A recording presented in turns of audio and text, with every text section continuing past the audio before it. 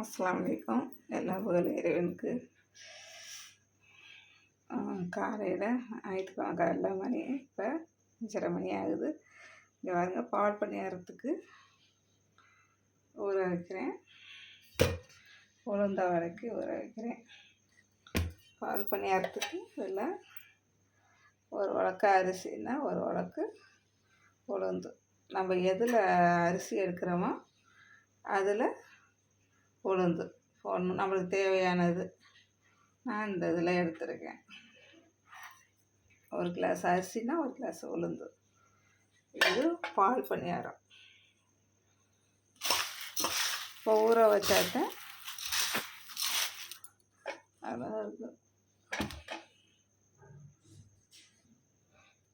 வேறு எதுவும் சேர்க்கக்கூடாதுங்க. உளுந்து, புழுங்கல் அரிசி, பச்சரிசியெல்லாம் தேவையில்லை. புழுங்கல் அரிசி இதுவும் போட்டாவே போதும். களைஞ்சி எடுத்துக்கிட்டு ஊற வச்சுட்டா தண்ணி இல்லாமல் ஆட்டணும்.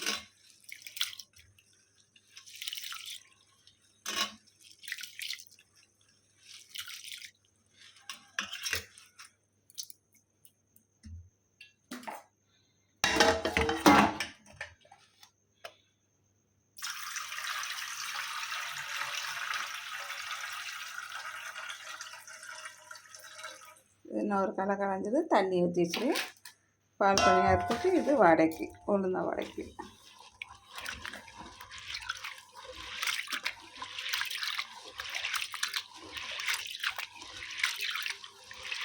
இப்படி கழுவுற தண்ணியெல்லாம் வச்சுருந்து பூச்செடிக்கு காய் செடிக்கு கலந்து ஊற்றிடுவேன். அங்கே வச்சு ஒரு குடம் வச்சு நான் வச்சுருக்கேன். இதை எடுத்துகிட்டு போய்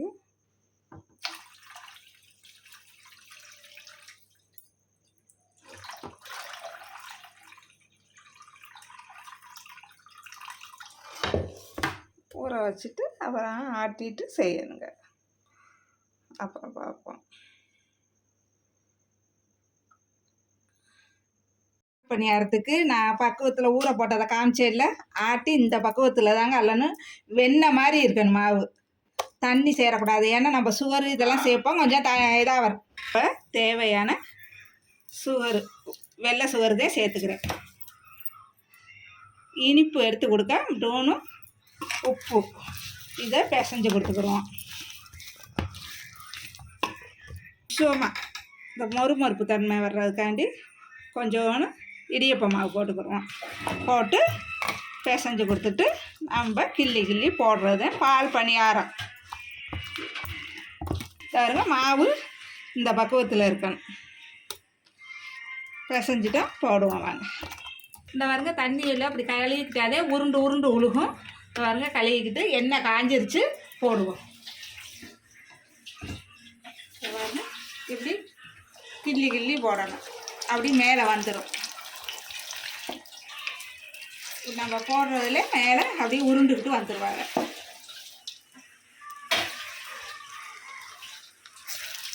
இது எங்கள் ஊர் சைடெல்லாம் பால் பணியாரம் நாங்கள் செஞ்சுருவோம். புது வீடு பால் காய்ச்சறதா இருந்தால் நாங்கள் பால் பணியாரம் செய்யாமல் இருக்க மாட்டோம். இதை கொஞ்சம் தேங்காய் பால்லையும் ஊற வச்சு சாப்பிட்லாம், மொறுந்தும் சாப்பிட்லாம். ஏன்னா இதில் ஜீனி போட்டிருக்கேன், அதனால நம்ம இது அப்படியும் சாப்பிட்லாம், தேங்காய் பாலில் ஊற வச்சு சாப்பிட்லாம். பெரியவங்களுக்கெல்லாம் ஊற வச்சு கொடுத்தோம்னா அவங்க நல்லா மெதுவாக சாப்பிடுவாங்க. வயசானவங்களுக்கு, சின்னவங்களும் சாப்பிட்லாம், நல்லா டேஸ்ட்டாக இருக்கும். அதுக்கு பேர் பால் பணியாரம்னு இதை சொல்கிறது. அரிசி இதெல்லாம் இருக்கக்கூடாது, இருந்தால் தெரிச்சிடும். நல்லா வெண்ணெய் மாதிரி ஆட்டிக்கிடணும். போட்டு பாருங்க, இந்த மாதிரி திருப்பி கொடுக்கணும். உருண்டு தன்னாலே மேலே வந்துருங்க. நம்ம அப்படி திருப்பி கொடுக்கணும். இது உருண்டையாக அது மாதிரி பால் மாதிரி எந்திரிச்சு வந்துடும். இதெல்லாம் நம்ம அப்படியே எடுத்துக்கிடுவோம். பாருங்க, இந்த மாதிரி வந்தவொடனே எடுத்துடணும். இது கொஞ்சம் வேகணும். இது தேங்காய் பால் எடுத்துக்கோங்க. இந்த மாதிரி செவந்தவனை எடுத்துடணும். எடுத்து நம்மளுக்கு பிரியப்பட்டால் தேங்காய் பாலில் ஊற்றி பெரியவங்களுக்கு சின்ன பிள்ளைகளுக்கெல்லாம் ஊற வச்சு கொடுக்கலாம். நம்மளுமே சாப்பிட்லாம். அவ்வளோ டேஸ்ட்டாக இருக்கும். இதுக்கு பேரே பால் பணியாரம் தான் சொல்லுவோம் நாங்கள். எங்கள் ஊர் ஸ்பெஷல், அன்னவாசல் ஸ்பெஷல் இதெல்லாம். நாங்கள் புது வீடு பால் காய்ச்சினாவே, புது வீட்டுக்கு எங்கேயும் போனாவே வந்து எண்ணெய் சட்டின்னு வைக்கிறது இந்த இதையும் வச்சு நாங்கள் செய்வோம்.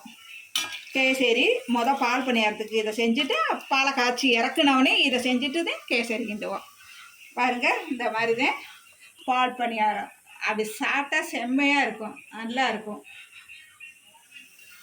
தேங்காய் பால் எடுத்து வச்சுருக்கோம். நம்ம தேவைப்பட்டதை அதில் ஊற வச்சுக்கிடலாம். இந்த மாதிரி ஊற வச்சு நம்ம குழந்தைங்களுக்கு வயசான ஊறிடும். அப்படியே எடுத்து பொதுன்னு இருக்கும். சாப்பிட்றதுக்கு நல்லா சுவையாக இருக்கும். இது பாலில் போட்டது, இது தேங்காய் பாலில் போட்ட உருண்டை, இது சும்மா உள்ளது. இங்கே பாருங்க, பொதுன்னு நல்லாவே இருக்கும்.